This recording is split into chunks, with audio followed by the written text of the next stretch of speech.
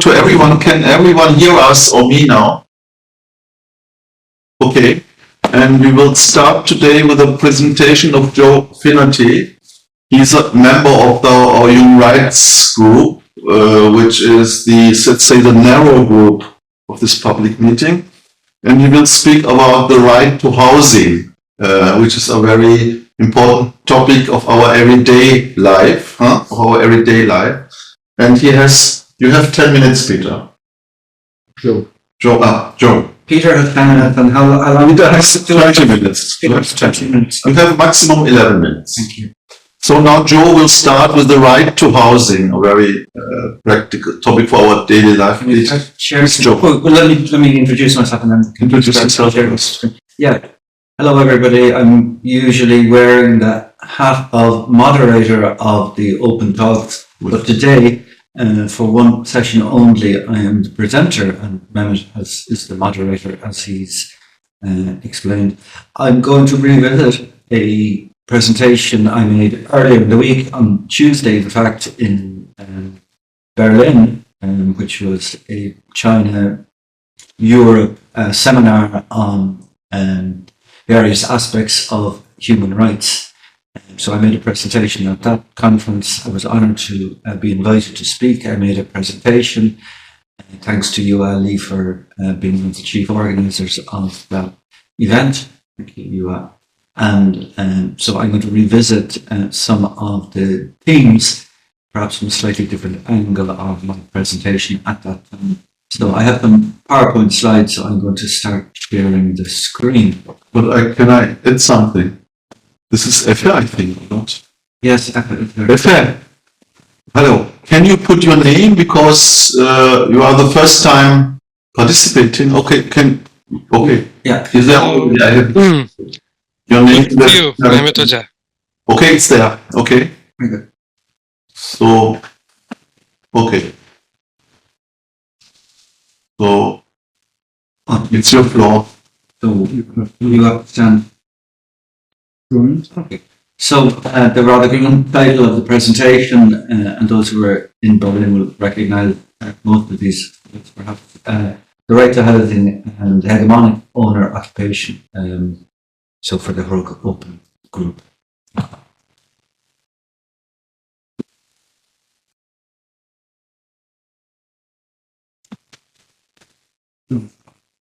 Yeah, structure of the presentation, broadly speaking, 4 parts. Some general, perhaps self-evident remarks, points about the human need for housing, which links directly to the approach to housing as a human right. In the second part, in the third part, the more original, you might say, point of of my presentation, I briefly introduced the topic of housing policy, and then domophobic housing policy, and explain what that neologism domophobic means. And broadly speaking, then I'll make some broad observations about owner occupation, the rise in owner occupation globally, China, various countries in the European Union, the rise until recently in some of those countries. The role of the financialization of housing in creating difficulties in many housing markets in terms of affordability and access to housing, and the combination of hegemonic owner occupation and financialization, those two mechanisms working together in various complex ways, which I can only allude to in this presentation, pose issues of intergenerational inequality, which I'll explore more in the presentation, and then some conclusions about how some of those problems might be addressed in policy terms. So the human need for housing, self-evident, you might say. Housing is a fundamental need, addressing the unavoidable and ongoing necessity for shelter, and the basic requirement of, as well as physical security. Adequate housing contributes to psychological well-being by fulfilling a sense of personal space, autonomy, privacy, and drawing on the daily magisterial book here, International Housing Policy, was available free online in 2019. But the housing per se doesn't guarantee any of those desirable attributes. As in the case of domestic violence or child abuse in the home, where housing is substandard, where it's excessively costly, putting severe affordability burdens on households, as I myself referred to later, stomophobic systems later in the presentation. Housing, necessarily located in a particular geographical space, would create and affirm a social and cultural community. The links between the right to housing and the right to have the goods, security, dignity, privacy, family life, social inclusion, cultural diversity, health and non-discrimination are many and varied, and for these reasons a right to housing is seen as a crucially important human right. And if you look at the various annual reports of the UN and Special Rapporteur on how the right to housing, you see various aspects of how the right to housing, the links between the right to housing and other rights discussed as themes in these annual presentations to the UN housing rights meetings. Key statements on the right to housing. This one. Key statements on the right to housing. Some this material may be familiar to some of you, it may be rather novel to others. Contained in two documents authored by the United Nations, we all know the UDHR, the Universal Declaration of Human Rights, just after the war. Article 25.1 states that everyone has the right to a standard of living adequate for the health and well-being of himself, gender, language, and his family. And one of the examples of what constitutes an adequate standard of living is given as housing. Almost 20 years later, the International Covenant on Economic, Social and Cultural Rights, Article 11.1, affirms the centrality of the right to adequate housing as a precursor to the enjoyment of all other economic, social and cultural rights. So again, underlining the importance of housing and echoing the earlier point of housing as the right to housing, the enjoyment of housing as a basis for enjoying lots of other rights. And then I suppose the last major statement from almost 25 years ago, the UN Committee on Economic, Social and Cultural Rights, and it goes on to set out 7 essential components of adequate housing. So moving towards a greater specification of what's involved in adequate housing, and I think there's 7 points listed here. Security of tenure against forced eviction and harassment, availability of services, so it's to do with quality of the accommodation, affordability, habitability, again another aspect of adequacy, and then other criteria in terms of accessibility, for example, persons with disabilities, and that the local design of the house itself and the approach to the house, location, near to employment, shops, schools, etc. And then housing that meets household cultural expectations. So some of the key dimensions of housing rights, of policy, housing policy that would intervene in these areas to hopefully to improve households' access to housing along these different dimensions. The key ones would be security of tenure, the quality of housing services and habitability, and the affordability of housing.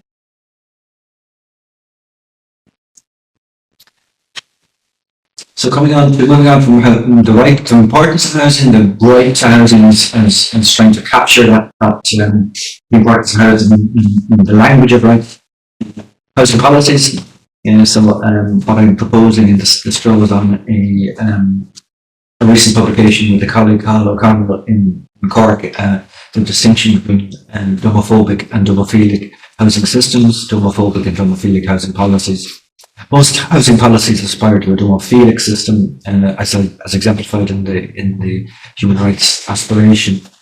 So homophilic, this neologism, domo, home, and a Latin-based neologism, phobic, philic, loving, friendly, house-friendly systems, and then homophobic systems, systems that are unfriendly to housing, to the aspiration to housing, to the right to housing, securing the seven adequacy component of housing, and the homophobic housing policies, by contrast with those aspirational dimensions in those rights to housing, will generate the risk of insecure, unsuitable and unstable housing arrangements, and extreme cases will result in homelessness.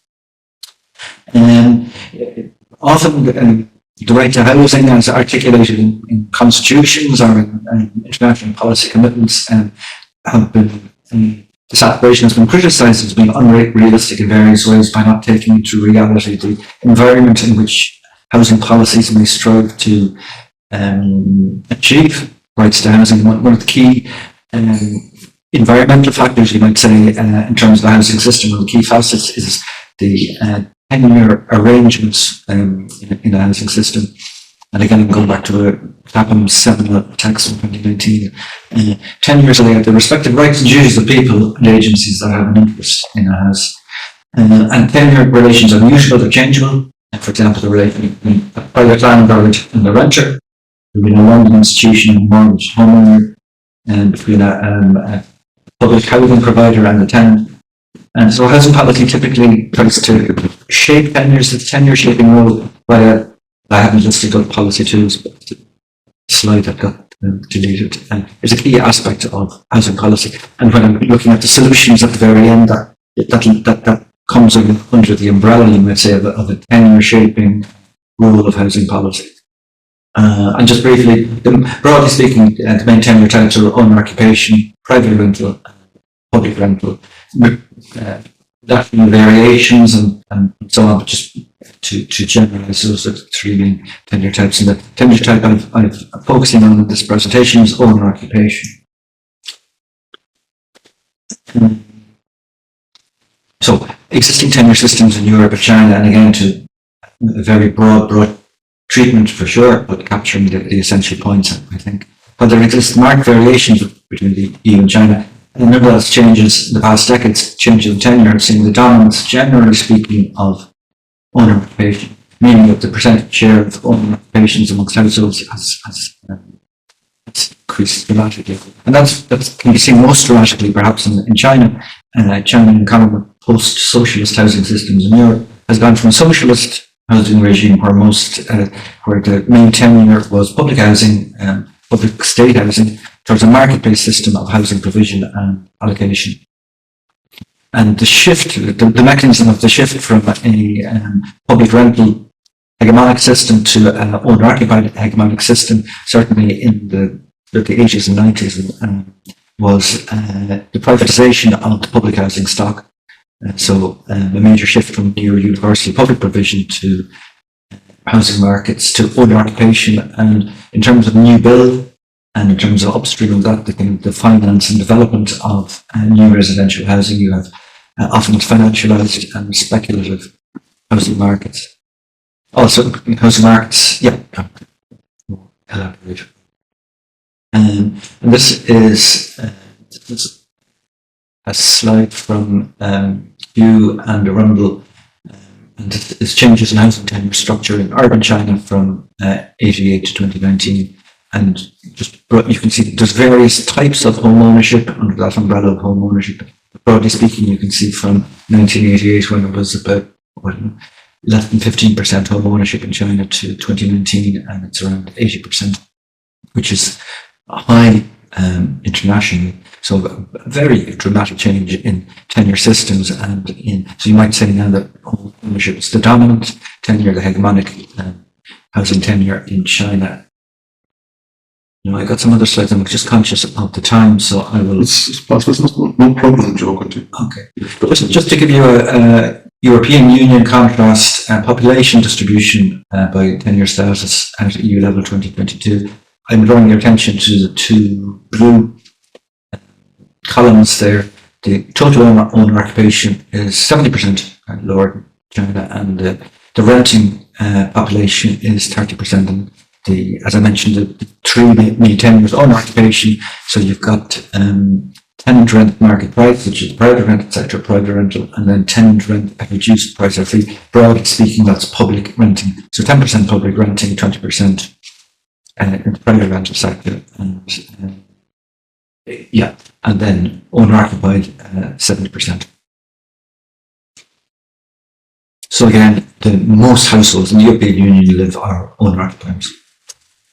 And the converse of that is the decline in other forms of tenure, and specifically the decline in social rental, public rental tenures, and again, broadly speaking, we see it in a longer time scale. The decline in public rental would be much more apparent. Social renting going down, private renting going up, occupation going up also as tenure types. Financialized housing markets. One of the key things shaping housing systems, including the rise in home ownership and the rise of the private rental sector as well, which I mentioned in passing. It's not a broader shift towards the financialization of housing. Manuel Albers, the Dutch Belgian has been a key figure here in adapting the broader financialization literature to applying that lens to developments in housing, to a shift to treating housing as a commodity like any other, which housing is particularly susceptible due to its requirement for front-loaded capital funding and to its provision of a long-term income stream in the form of rents and mortgage payments. So you've got this good, this welfare good, to use a different type of terminology. Housing is important. It's seen as a crucial human right. But here we have same accommodation being financialized. Corporate finance is increasingly linked with housing, whether direct investment or through using housing as security for financial instruments. We've seen that whole securitization of housing as a key driver of the collapse of the global financial crisis, starting in the United States, and the collapse of that house of cards, that financialized mortgage lending house of cards in the United States, and then how it spread internationally.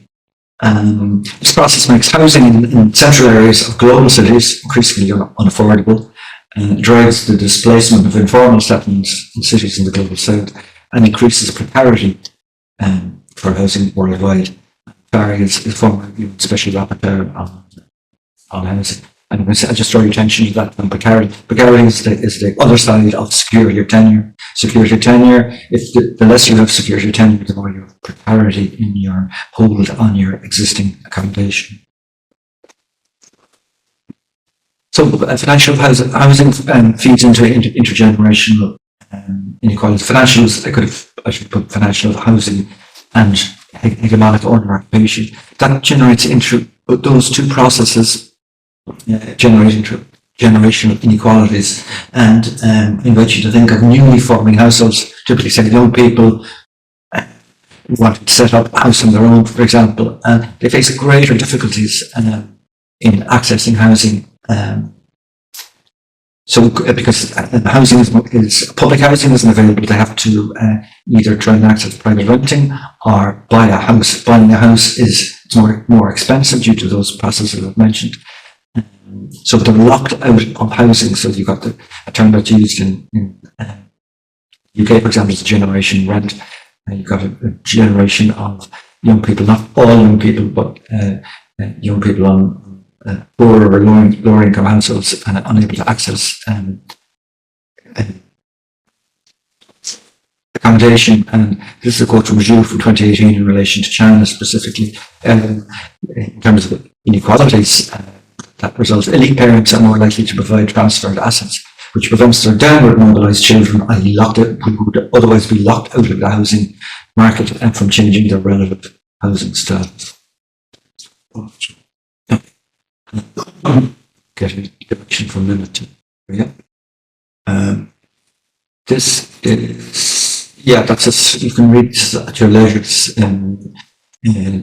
This is about the percentage of young people living with their parents. So broadly speaking, the picture is more young people now live with their parents than they did 10 years ago or 20 years ago. Because previously young people could access the private sector, they could access social housing. There was availability of social housing. The more well-off ones could proceed directly into home ownership. due to a combination of factors and hegemonic home ownership, financialization. That's straightforward. Those tenured careers are rendered problematic. Those kind of inequalities in the housing market, not being able to access housing and differential access threaten social and political stability, housing shortages and unaffordability, strengthened opposition to immigration. Often immigrants are blamed for taking up housing that the locals would otherwise occupy, and supported by extremist views in many countries. And a more kind of sociological, socio-political point is that if you've got the 80% owner occupation in China, for example, 70% owner occupation across the European Union, that creates a powerful interest group, and quite a conservative interest group, an asset-rich class of owner occupiers who may resist attempts to combat house price inflation. It would be good for younger people trying to access the housing market if prices came down. But if you're a homeowner, that would reduce the price of your asset. Homeowners may resist attempts at densification of residential areas. They don't want a block of a social housing block next door because it might reduce the value of their asset again. So you've got the hegemonic owner occupation constitutes potentially a conservative block. And then just coming towards the end, I think these are the last two slides. Policy responses, the third faction role, the potential role of housing policy as part of welfare state interventions, you might say, in shaping tenures in various ways. One is to increase social housing, public rental, and that happened in China, it's happened in many European countries. So reversing the decades-long disinvestment in social housing. A second issue, and this is upstream of actual building housing, it's about addressing land management issues and urban development. So it's a typo there. And it's also about changing existing tenures. Tenures are mutable, the broad relations. You've got a rental household, you've got a landlord, but reshaping those relations, and many countries are developing cost rental options for publicly owned housing, reforming better rental leases to improve security of tenure, for example. Cost rental housing variations of owner occupation may, shared ownership may make home ownership more accessible to newly forming households in terms of accessibility, availability, in terms of affordability. I'm going to cut this to the last slide. Just returning then to the human right to housing, and addressing financialization has been of a focus of academic and policy interest. Just read the last point there. The UN Special Rapporteur, this is Leila Fari, previous rapporteur, laudably calls on states to reclaim the governance of housing systems from global credit markets, and in collaboration with affected communities and with cooperation and engagement by central banks and financial institutions to redesign housing finance and global investment around the goal of ensuring access to adequate housing for all. So, thanks very much. I hope I haven't gone over time too much. I guess I can exit that. Okay. Exit. Cool.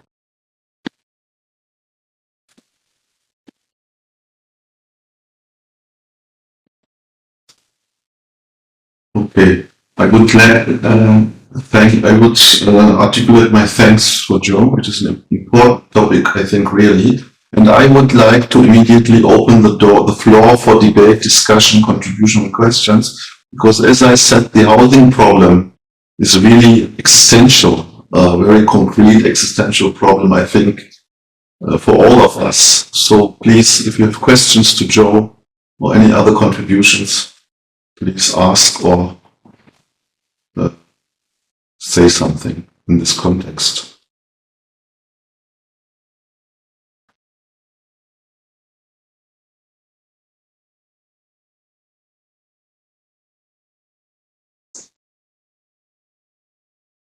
Okay, Igno wants to say something, I think.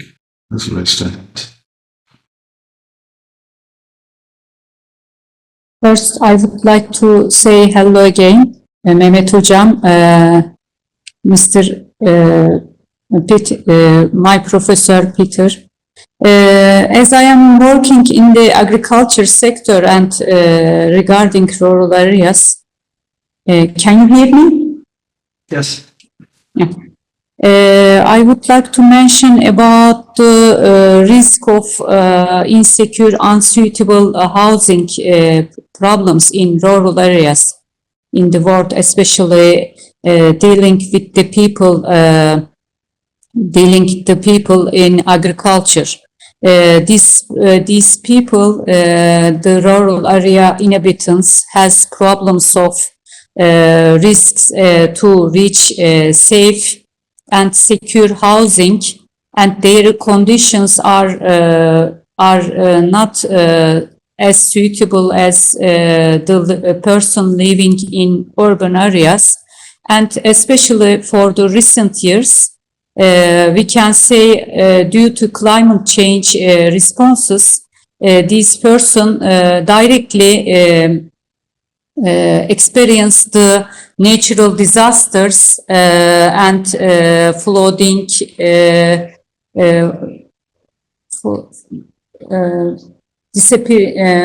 flooding accidents in events. And maybe we should talk in our debate about these people as well as the urban inhabitants and settlements and the possessing of housing issues and their inclusion in the housing issue. Thank you.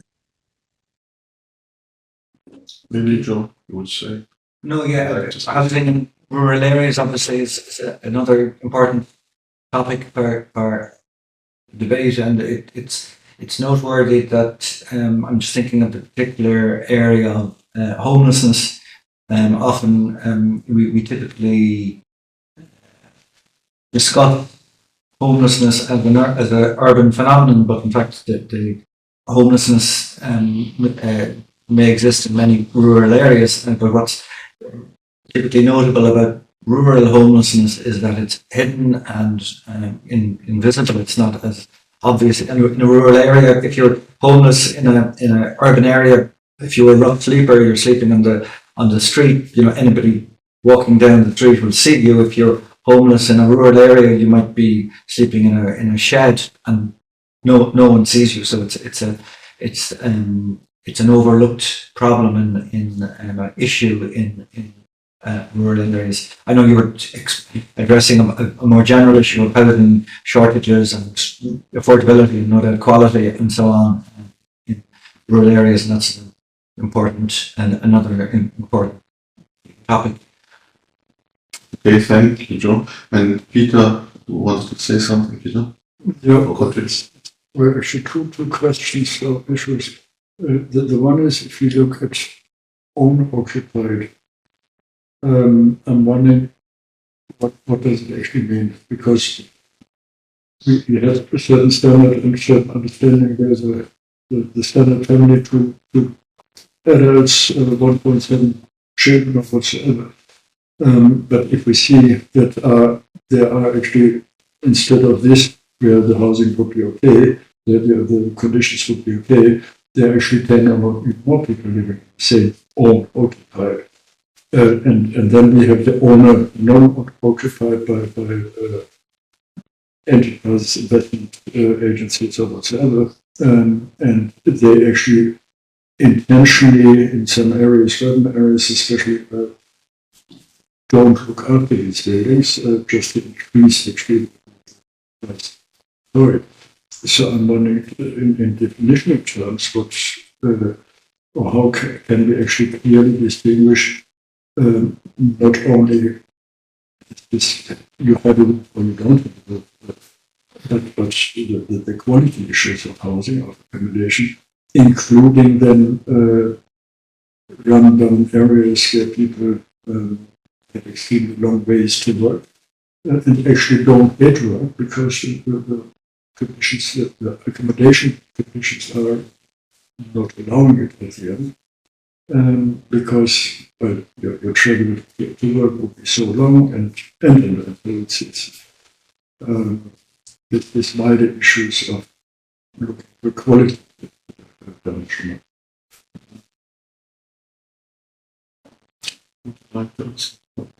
Oh yeah, I mean the analytical concept of tenure, as with any conceptual set of distinctions, it does some work and it doesn't do other work, or it divides the social world of reality and social reality into in particular ways. Depending on one's vantage point, what one is interested in. So I take it in that sense a social constructionist approach. Those are very broad categories of tenure, owner occupation, private rental, public rental. As I mentioned, even in tenure terms, there are important distinctions to be made within the owner occupied sector. Peter mentioned, for example, an additional dimension is levels of overcrowding, for example, in owner-occupied tenure. So someone, you might live in a house with plenty, be an owner-occupier in a house with ample space, or live in overcrowded accommodation, for example. Or you might, on other dimensions, I mentioned affordability. You might be an owner-occupier just having recently taken out a mortgage, and the interest rates on the mortgage go up. You're facing repayment issues, by contrast with someone who's had a mortgage for 20 years, paid off their mortgage. So the financial situation in terms of the housing costs of those different sets of households are different. Also in terms of the quality of the accommodation, again, you can have a whole spectrum of good excellent quality to verging on the uninhabitable. So owner occupation is an initial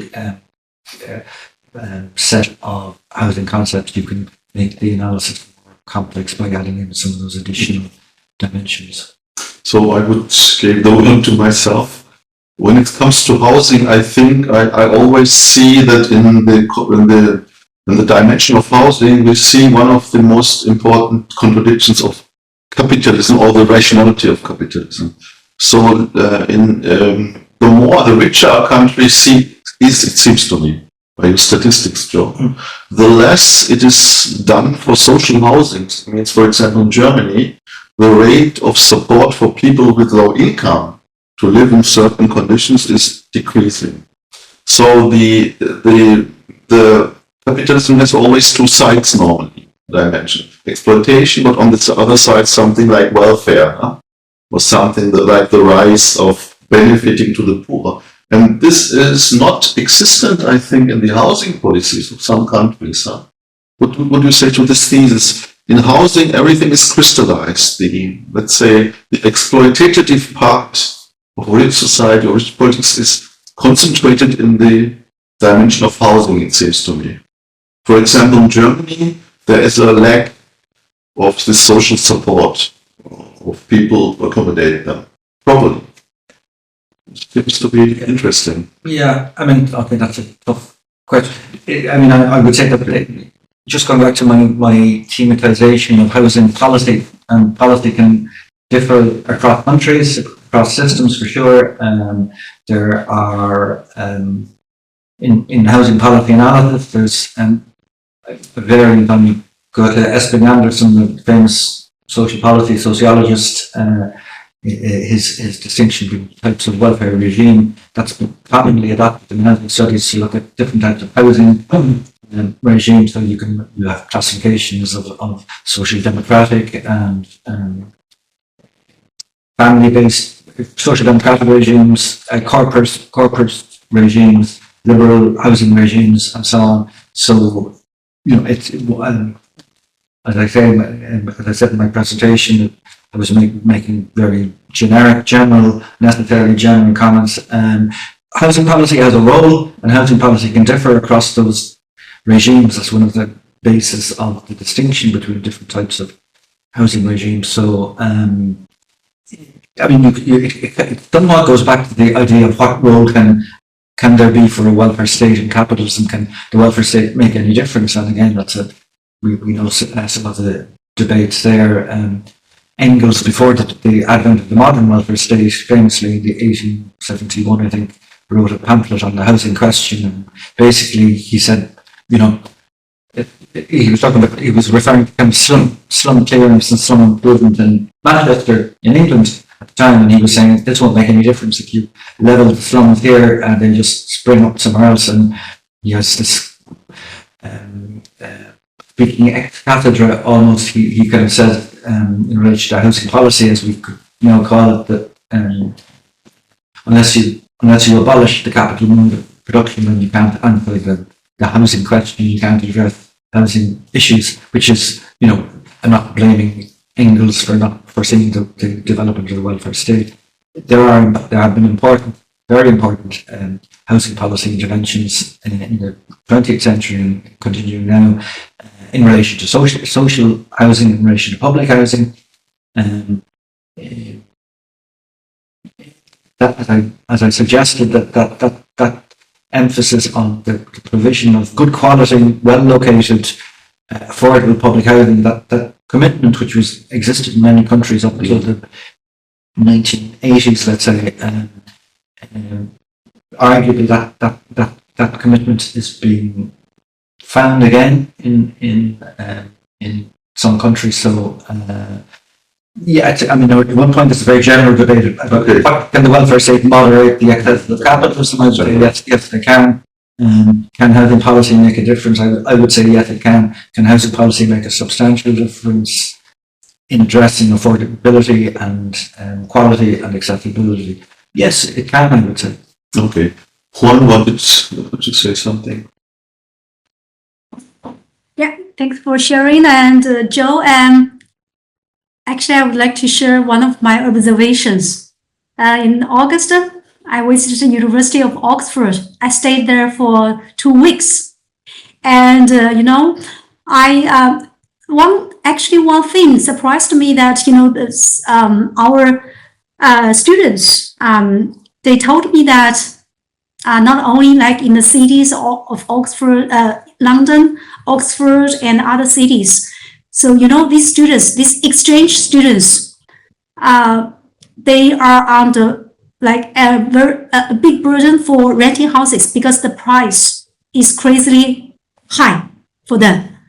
I think this is not like a problem for foreign students, but also for local. Since you are doing comparison between Europe and China, I would like to share, in China, the ownership, since, you mentioned the hegemonic owner occupation, right? In China's case, it's a little bit different. In some big cities, like super cities, like in Beijing and Shanghai, the students would also come across this problem. I mean, renting the houses at a very high price. But in other places, this is not so prominent. For instance, in my city, in Central South University, Mehmet has already visited, the renting price of the house is not so expensive and it's quite affordable. The owner occupation is not as prominent as that in UK. I think one of the important reasons is that the land in UK is privately owned, but in China it's publicly owned. And, the socialist ownership has been reformed by late 1980s. So which means like half a century ago, the ownership has been reformed. And the reform, yes, starting as marketization. And another difference is that through this reform, China started the urbanization, which means that previously the public ownership just, is in China is only like 10% or 20% of the people. They were living in the publicly owned housing. But during the urbanization and like 50 years now, the urbanization rate in China is more than 50%. So which means that, the collective land, the vastly area of collectively owned, they are expropriated by the state. And there are plenty of areas to build in houses. So there is not such a obvious conflict between the ownership, because houses are constantly building. And there are a lot of supplies. But the thing is that because China, maybe you have noticed China's special phenomenon, which is land finance. Land finance means that local governments, they have to make money from selling land. Selling land, why this is possible? Because, the land, since it's publicly owned, people do not have ownership. They could only, they have the right to use it. So this usership could be sold, could be rented, and this has make like a lot of money for the local governments. They could sell land. This land means not ownership, but usership. They could make money from this the land. So this is like land finance. But comparing to the UK, UK seems the land is privately owned. It's not likely to build new houses. I noticed that in University of Oxford, so many parks, so many, the land are privately owned. It's not likely to build new houses. But in China, it's different. It is quite possible that we could sell this land and build a skyscraper.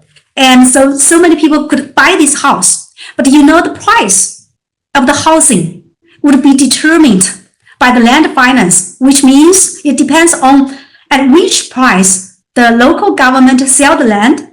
And finally, the developers, they would sell the land at which price.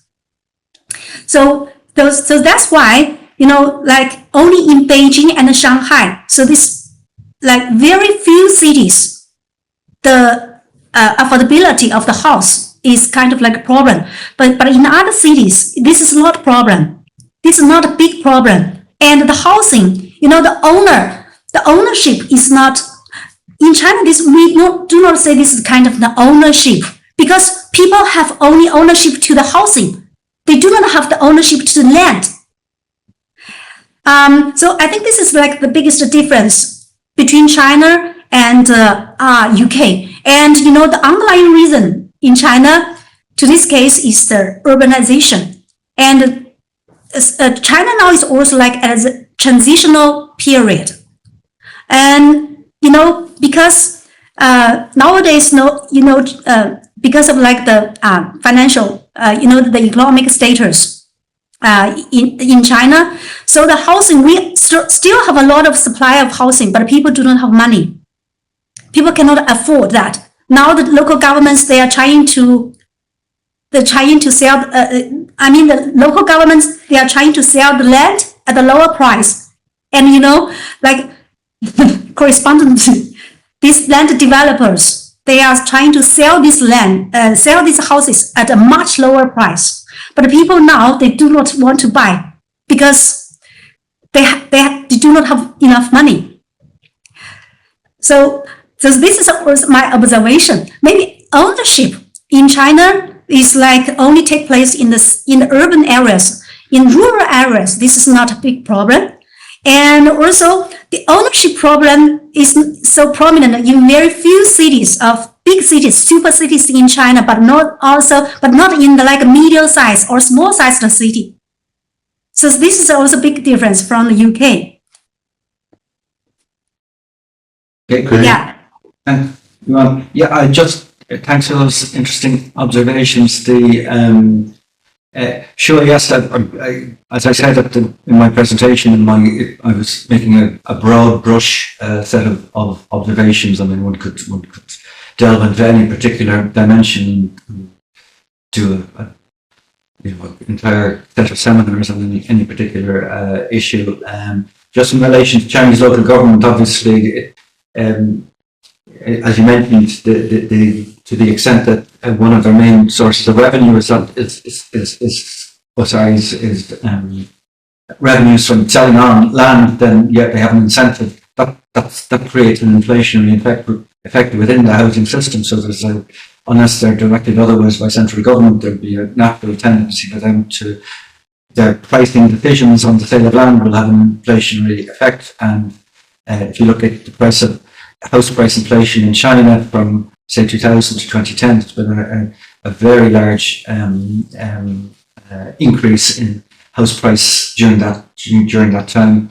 Going back to housing policy, and I kind of alluded to that in the final slide in relation to policies to address housing problems and move towards housing as a human right. The quote from the UN Special Rapporteur about reforming housing finance systems, but also reforming land development systems upstream of the actual building of the accommodation. It's how the land is zoning and so on and so forth.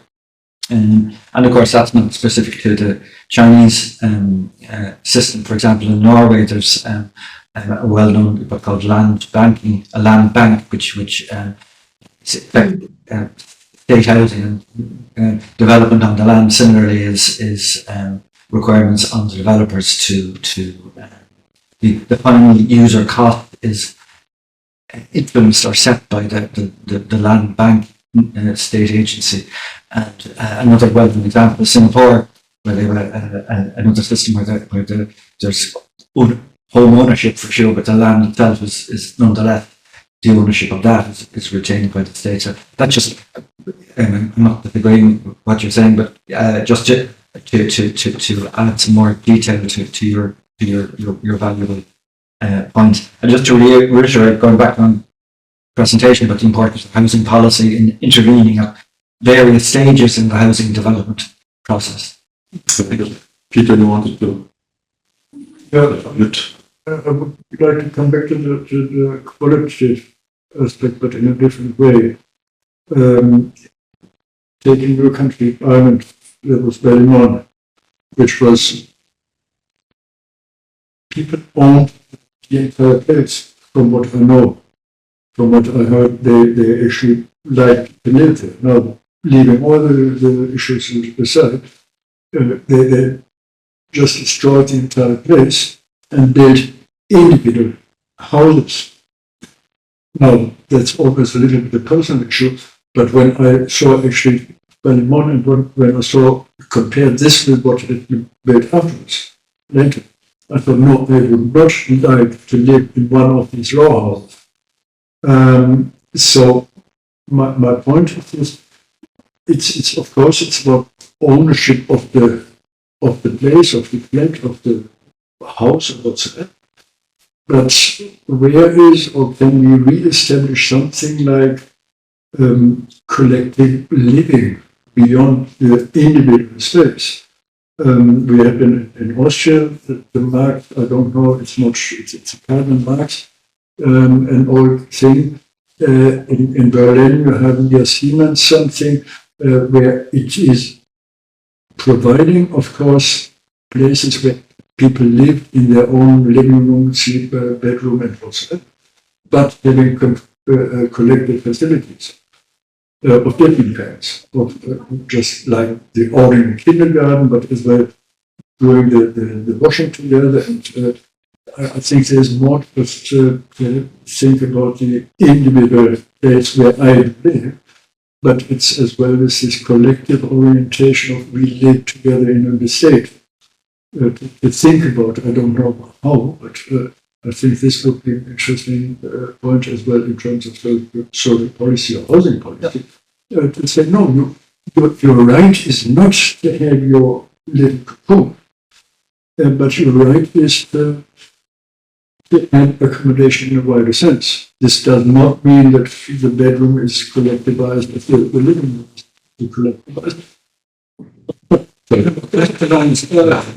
that it's a wider field that you orient towards estates, collective ownership of the entire space, instead of, okay, I live here, I move on, a year later, it doesn't matter.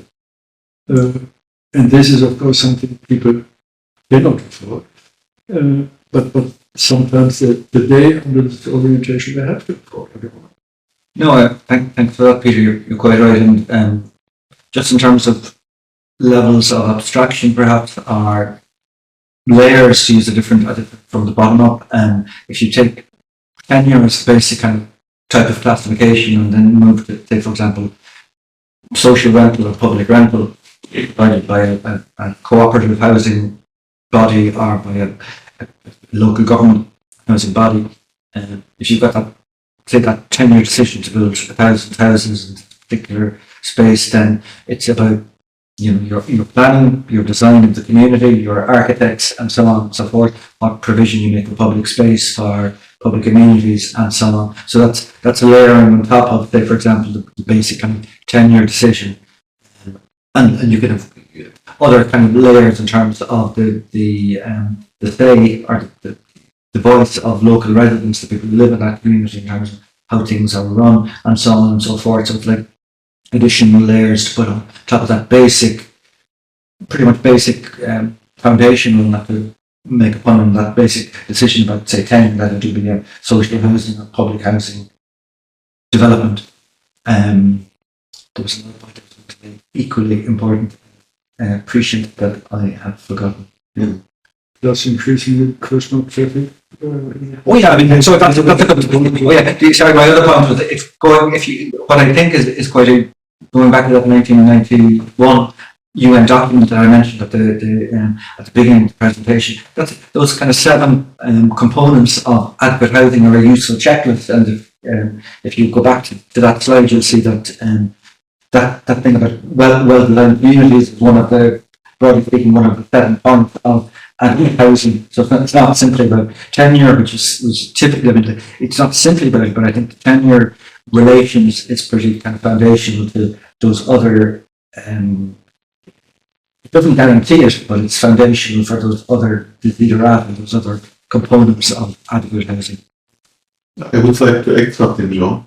I would make a contribution concerning my country, Turkey, and really people would know this. In Turkey, we have another contradiction. On the one side, we have this general problem of housing. The rents that are very, very, very expensive. So with this one salary, even if you are earning good money, it's nearly impossible. For example, in certain regions, cities, to rent a house. It's nearly impossible. On the other side, we have a lot of people. It's a contradiction of countries like Turkey who have summer houses. It's called yazlık. So there are a lot of people who have the houses near the sea, and they see this as a normality. So on the one side, this problem of housing, on this one other side, for me, an extreme form of individualized living with this yazlık club. So they have 2, 3, or 4 houses. So the problem of housing is not solved. But additionally, the people are speaking of additional houses they possess. And I think this is the other problem. And if you have these houses near the sea everywhere, it's then nearly impossible for, let's say, for a social democrat party in these conditions, it's nearly impossible to improve everything. Because if you put taxes to these second houses, then they would immediately detach their support for the... This is the reason why our Republican People's Party, with an opposition to Erdogan, can in fact do nothing. If they would make a high taxation, which would be necessary, their supporters would immediately detach their support. So this is another problem of housing. If you have no masses behind you, support you. Yeah. And problem of Turkey. But it relates to the point I made in the slide. I covered everything in the slide that you need. How creation of hegemonic own occupation and including the ownership of second and third properties creates a vested interest group, a conservative interest group that would be resistant to various kinds of change. I'm a homeowner back in Cork. I'm still paying my mortgage, but house price inflation continues in Ireland. I don't like it, but objectively, in terms of my financial, my asset, I'm better off each year. Not for anything I've done. It's unearned capital gains. And I might vote for a party that will increase capital tax or residential property tax. I may vote for that, but I would be voting for it, and I would vote for it, but it would be against my objective financial interest. So it can. I agree with you, and that was my point about the unintended political and electoral political consequences of creating a new property segment. Thank you. And do you have other from the audience? Do you want to ask something additional? Contribute? Efe? It's muted. It's muted, Efe. Oh, the microphone should be opened. What Okay. about now? Can you hear me? It's okay. If I may say a few words. First of all, Joe, thank you very much for such an insightful presentation. And I also must say that I find your comparison between Europe and China to be quite interesting. And I only have two questions. The first one is about neoliberalism. So where would you place neoliberalism in the overall evolution of domophobic housing policies? So how do you see the role of neoliberalism in shaping and reinforcing such policies in Europe? And my second question is related to the role of the state in housing policies. So how do you view the role of the state in China as compared with Europe? Also, considering that Xi Jinping recently voiced an interest in accelerating, social and public housing policies. And do you anticipate any significant developments in this area? And I mean, it would be great if you could also elaborate on how such policies could impact the trajectory of housing policy in China. So these are my questions. Thank you, Efa, for asking keeping the hardest, most difficult questions until last. Thank you so much. I was hoping you would confine yourself to some observations, but as I mentioned already, the Chinese government and at city level as well as you have pointed out, there's variations in across cities for sure, but there's been a huge investment in public housing in China over the last 10 years, and recommitment to housing, social housing, I should say, public housing, and that takes various forms for sure in China and in the European Union. And that's an example, I think, of how housing policy can intervene to both well, in this case, to increase the share of a particular tenure, to reverse the tenure share of a particular, the percentage share, I should say, of a particular tenure of the number of households living in the tenure, in response to issues of affordability and accessibility and sometimes quality, poor quality, and also to addressing issues of potential or existing instability, political and social unrest. So this can be done for pragmatic as much as ideological reasons, a commitment to social housing per se, which is often seen as a quintessentially socialist allegiance or policy dimension. I mean, it's hard to generalize across the European Union, but a conference, a housing conference in August in Holland, one of the leading housing policy analysts talked about a post-neoliberalism phase in housing policy, because there's to varying extents and to varying degrees has been, as I say, this and for a variety of reasons, both pragmatic and ideological, and often driven by this generation rent phenomenon. Young people, newly forming households, locked out of housing, living with their parents, and so on and so forth, and looking for solutions. And the solutions can the policy solutions, the policy interventions can take place at various stages in the housing development process, from how land is governed, the ownership and how it's sold on, and the conditions attaching to it, to addressing the role of financial institutions, to addressing a more specific level, maybe just bringing what Peter said about the design of housing, the design of communities, where the housing is located, in terms of the green ecological agenda, that it's, it's 15-minute city, 15-minute, where it's not car dependent and so on. So you're adding on those kind of additional, very important layers of concern and consideration. So I mean, it's hard to generalize across the. I mean, I have generalized, but I would say just in broad terms, yeah, it's been you might say post-neoliberal term to the extent to which that's important. It's hard to say, too soon to tell, perhaps. I think Joe, Juan, you wanted the question was also directed to Juan. I think, yes. Okay. Correct. And Juan, who would ask you directly? You probably have to remind Juan about the question. No, I think Juan. Do you remember the question of effect? The second question, right? There was the question of effect. Yes, I mean, regarding the recent policy change, under the Xi Jinping government administration.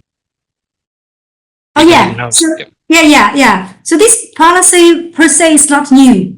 Yeah, it has been, implementing for quite a certain time. But recently, this policy obviously is now, has been strengthened and emphasized. The reason is that, as I mentioned earlier, because of the economic situation. In China, so the case is a little bit different, so like, as I said earlier, there is not a short supply of housing, but, I would say a plenty of short supply of housing in urban areas. Of course, in rural areas, this is not a problem. Because, like every household in rural areas, they would be allocated a land to build the house. In urban areas, because of the immigration, and so some of the rural people, they would move to the cities to find a job, and they, from the very early start, they cannot afford the housing, and also like students. So now the policy why is more prominent than before is that since there is a oversupply of housing and people, the housing supply has been always increasing. Like, the residents in urban areas, I don't mean the immigrants, they have already, finished buying these houses. Like each and every household, they have more than one house. So this is somewhat similar, like Mehmet mentioned. In China, so these urban residents, they have already bought more than one house. The housing shortage and the unaffordability is like referring, to these migrants, like rural people who are trying to move to the cities. Now, since there is like oversupply of housing, and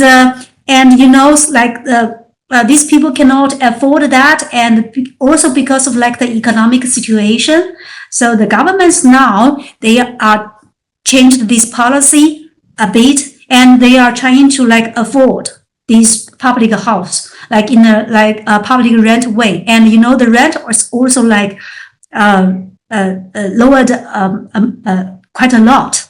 So this is like we can say it's like free housing. So this could have already been a solution, not only to the housing problem of the new immigrants, but also to the remaining problem of the land finance problem, especially like which has been quite a I would say.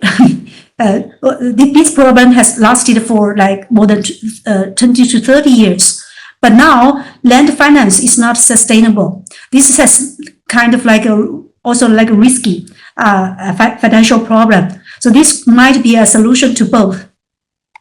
And one, speaking of the migrant labor issue, Mhm. this brings up another interesting question, which is how do you think the recent reforms to the hookah system align with China's new housing policies?